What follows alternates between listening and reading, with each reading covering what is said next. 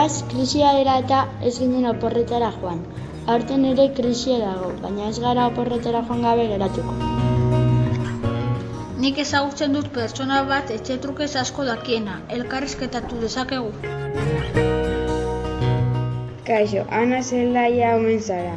Gure belarrietara oporretako etxe bizitza trukatzen duzula iritsi zaigu. Egia alda? Bai, 2 urte izango dira abentura hontan sartu ginela. Guk ere horrelako esperientzia bat bizi nahi dugu. Zer nolako pausa jarraitu behar ditugu? Oso erresa da. Hasteko sare bat aukeratu behar da interneten, eta asko daude. Ondoren, bakoitzak bere eskaintza definitu behar du. Etxeari argazki batzuk atera, eta hor idazten da bakoitza ze familia dan, eta herri hortan ze gauza ikusi daitezkeen, eta jendeari erakargarriak gertatuko zaizkion gauzak idaztea. Ondoren hori dana interneten zintzilikatu, eta ja horrekin eskaintza interneten dago. Eta hori da munduko eskaparaterik handiena. Hortik aurrera, beste familia batekin harremanetan jarri behar da. Eta posible da, beste familia batzuei mezua bidaltzea, edo beraien zain gelditzea. Edo nora joan daiteke, edo leku mugatuak daude. Egia esan, ia mundu osoan daude eskaintzak. Hemen kontua da adostu egin behar dela. Beraiek interesa eduki behar dute zure etxera etortzeko, eta zuk ere bai bere etxera joteko. Eta gainera kontutan eduki behar da data batzuk eta finkatu behar diala.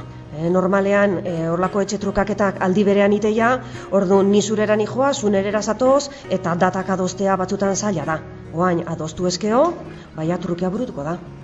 Lehen da bizi besteak ezagutzen dituzue ala zuzenean ordenagailu hitz egin ondoren trukaketa egiten da.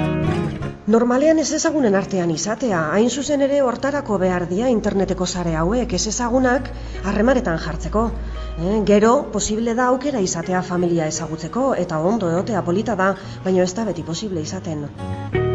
Zuek zenbat pertsona zarete familian, eta beste familiak ere kopuru berdina izaten aldu? Gu etxian 4 gea, eta normalian gu 4 jutegea oporretara. Baina posible izatea beste lagun batzuk edo familia artekoren bat edo eramatea. Baina hori dana adostu egin behar izatea beste familiarekin. Familia ados baldin badago eta etxean lekua baldin badago, posible da jende gehiago jotea.